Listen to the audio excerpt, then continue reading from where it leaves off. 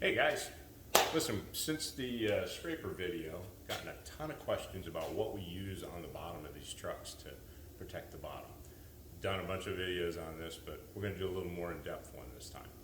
So to prep this stuff and get it something that's really going to protect it as far as easily cleanable and strong, we use a product called Raptor Liner. A Raptor Liner is a bed coating. This stuff is hard as nails.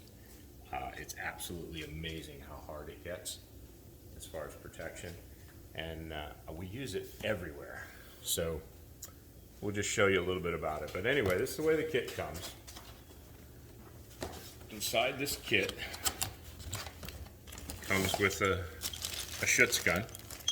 Here I've got one already put together.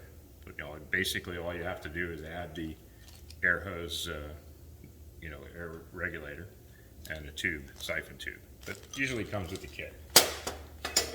Comes with a mixing cup, which, quite frankly, I never use them.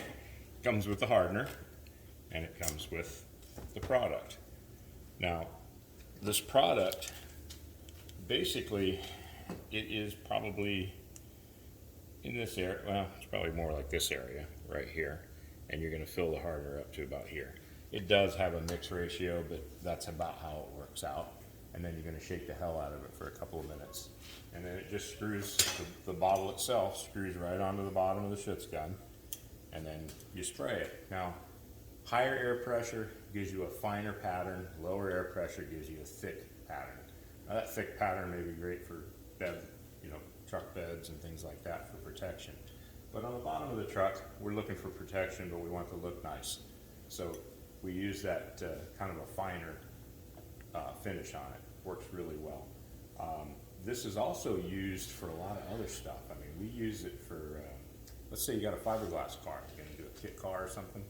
You're concerned with stones coming up and hitting the bottom of the fenders and starring the paint. Well, if you take the bottom side of that fender, spray 2 or 3 coats of this on it, makes a nice cushion. So if a stone does hit it, it'll deflect it, it'll bounce it off. You won't get those little stars in the paint that you get from the fenders, like on a 32 coupe or something like that. Plus it's a nice finish, really cool looking finish. And I'll show you some in the back here that we've already done. But meantime, we're gonna go ahead and get this mixed and do a little spraying. So Junior's gonna come in here and he's gonna start mixing this. And you'll get a good idea how easily this is mixed and applied. So he's going to continue that up to that top rib. And the hardener, it's just a liquid, pours very easily. It's going to kind of top it off there. And by the way, these usually have a little seal on the inside of it, so when you pop it off, just make sure you hold it away from your face so you don't wear the hardener. Yeah, it happens. It happens. It has happened. You place the cap back on, and the workout starts. You shake the hell out of it. Doesn't take a lot. I suggest that you flip the can upside down a few times, and when you do that, it kind of gets some of the thicker stuff off the bottom. Works very well. Doesn't take a whole lot of effort, but you give that a real good shake.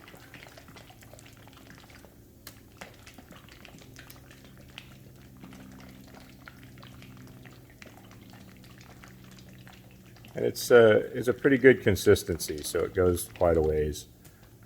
But like I said, again, there's a lot of things you can use this for. Like you're doing a dashboard, you want a nice textured dashboard, and they do make this tintable. This particular one we're getting ready to shoot is black, but they do make a tintable one. It comes kind of a white, milky looking consistency, and you can add 10% of color. So whatever your car color is, you can add that to it and actually use it in a car color situation. Now I've used this to simulate a vinyl top on some of the older cars because it's forever. Now that's, speaking of that, something important. If you think that you may not like this, don't do it. Because I'm going to tell you, once this is on, your sandblaster is going to love you because you're going to spend many hours trying to remove it. This stuff is extremely hard. Make sure you wear a respirator. That respirator as well. It has a horrible smell. It'll choke you. So now you can Take see, it, put it on, twist the bottle in, don't hook your mask. It's on nice clips and on there pretty good. tight. On nice and tight. Okay. We're gonna take this over. After I put the mask on. Oh yeah. We don't want the safety police to get us here, so we're gonna put the mask on. He's gonna give you a little shot here to give you an idea what it looks like. You watch your air pressure. You're gonna kind of play with it before you actually spray it on. I would suggest that you use a board, like a piece of cardboard. Yeah, he's gonna make a test pattern with the cardboard to get the air pressure right. Okay. And then we'll come over here and we will start. It doesn't take a lot of skill. This is basically you just want to cover it, make a nice, nice even finish. It's kind of like using undercoating, but nice and fine.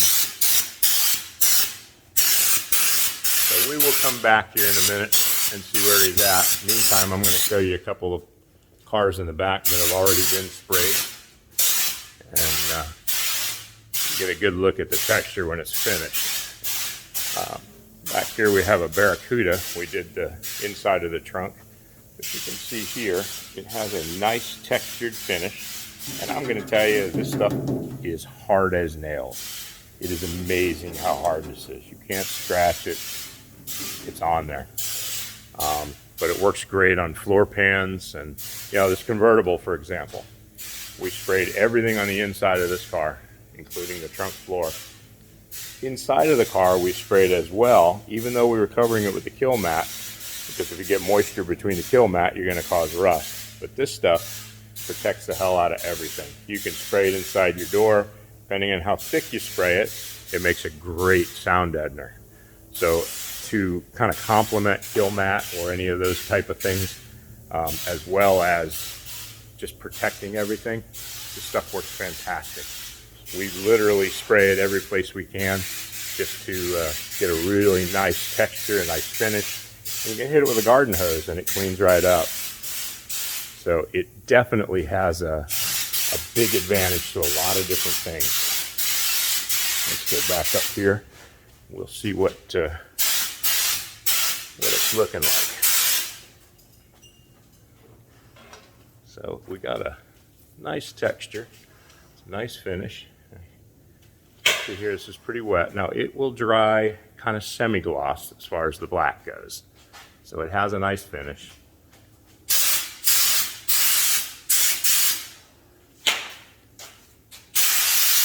Like I said, it doesn't take a bunch of skill. Pretty much anybody can do this. It's just getting started. It works very well. So I hope you get the good point there and get the idea how it works and what it looks like, and hope this works for you on your project. Have a good day.